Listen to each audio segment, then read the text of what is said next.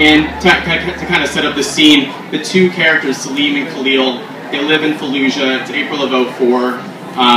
They don't want to fight in the uprising. They're just regular guys living in Fallujah. They're in their early 20s. And they decide to walk up the Euphrates River to Ramadi, where they think it's safer. It's really not that much safer, but they leave. And in this scene, they've been tasked to take a truck to a war zone, and instead of using the truck to go to the battle, they just take it and leave the city completely.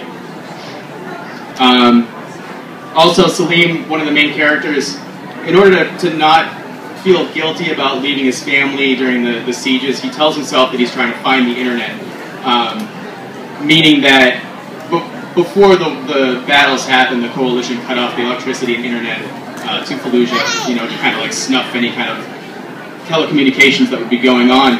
And Salim has a love interest that fled to Syria a year before, so he really wants to contact her to let her know that he's still alive. So if they talk about the internet in this passage, that's what that is.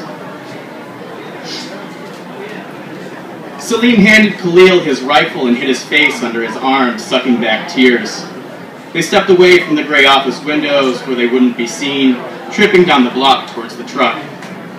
Khalil worked the action of Salim's Kalashnikov until the useless lever snapped backwards and locked there, jammed. Ejecting the magazine, he tossed the rifle into the truck's bed and spat. "Chinese junk," he cursed. In the short time they'd been in the office, the streets had filled with even more wanderers.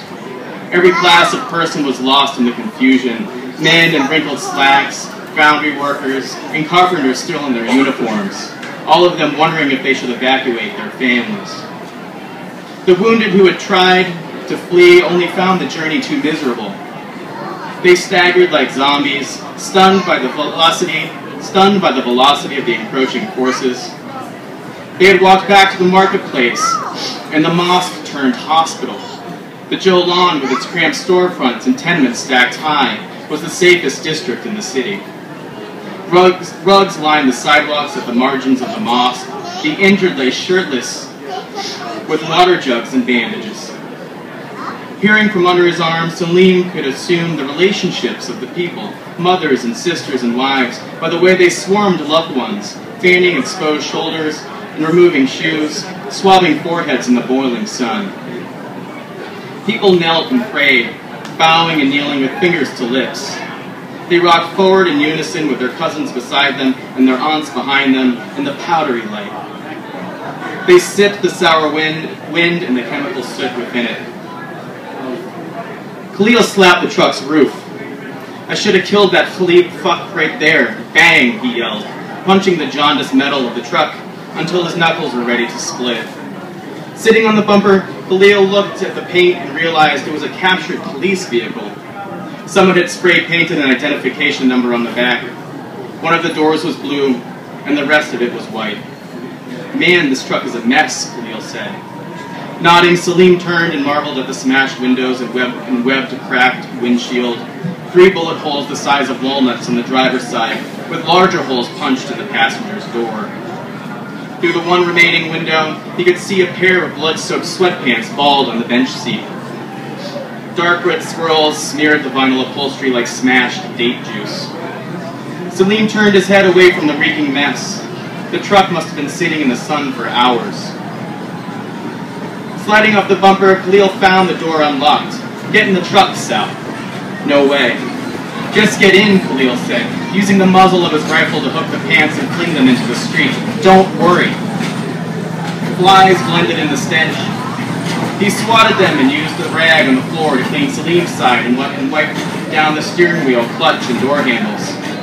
Flecks on the ceiling would have to be ignored. When the rag was drenched, he found a t-shirt crammed in the glove box and sponged the vinyl seats. "I'm not getting in there," Salim said through the glass. "I'll get you to the river. This'll be faster. We have to move it anyway, or he'll know we ditched." "No," Salim said. "It's really not that bad. I've seen worse, believe me," Khalil said. "I'll just walk. You take the truck." "This'll be safer," Khalil said. Puffing, Salim opened the door and stood with his arm braced on the frame. "Ugh, it smells like piss." "Because someone died in here. Get in," Khalil said. "It looks like 15 people died in here," Sal said. Jumping in, Khalil bounced on the worn seat, popping the shift to park and cranked the key. Surprise flushed his face when the engine hiccuped and turned. "Come on, when was the last time we drove together?" "We never have," Salim said. "And in a war zone, we'll never have this opportunity again. It's an adventure," Khalil said, with a smile so wide it hid his eyes. "How quickly do you want to find the internet?" "I'm not finding the internet," Salim coughed into his bent arm, snorting in clearer air over his shoulder. He wasn't sure if Khalil was impervious to the stench or if he was just trying to be tough. "Sal, let's get out of here," Khalil smacked the dashboard. "This is gross, man," Salim said. "Yeah," Khalil admitted, uncurling his tongue, scrunching his nose. Unidentifiable wetness clogged the heating vents. "It's pretty gross." People with carts walked past them, carrying more battle-weary and slain fighters, stopping at the entrance of the mosque where the archways began to resemble frowning mouths. Also, Salim hadn't seen so many dogs in his life, rib bear and curious hounds scrounging with noses low. 2 helicopters circled the marketplace, then hurried away towards the explosions erupting steadily from the east. Their cleaving propellers left the square swirling with sand like powdered leaves in tea water. People scrambled to shield their half-naked loved ones susceptible to infection. Night would be worse. The poor would be left blind in the blanket black and powerless against infrared scope. Salim knew it was coming. They were wasting too much time. "Seat's not getting any cleaner," Khalil admitted. "Time to go." Salim slid in, holding his backpack, so overfilled that it touched the glove box. A raggedy pelt stretched across the dashboard like a gutted teddy bear. Clumps of its brown fur were matted with blood, and an air freshener was hot in one of the congealed pools. "Come on," Khalil said, wrapping his fingers around the tacky steering wheel, the brake pedal slippery with each tap. He opened his door and pinching a dry patch of the pelt, flung it into the road. Salim closed his eyes. He leaned and vomited out the window. He tried to curse through the spasms, but he was overcome with heaving. "Man, you carsick, Sal," Khalil laughed. "We haven't even started moving yet." Salim waved Khalil away and vomited again, hugging his backpack like a flotation device. He cleared his throat, pointed his free finger forward, rasping, "Go." Thanks, guys.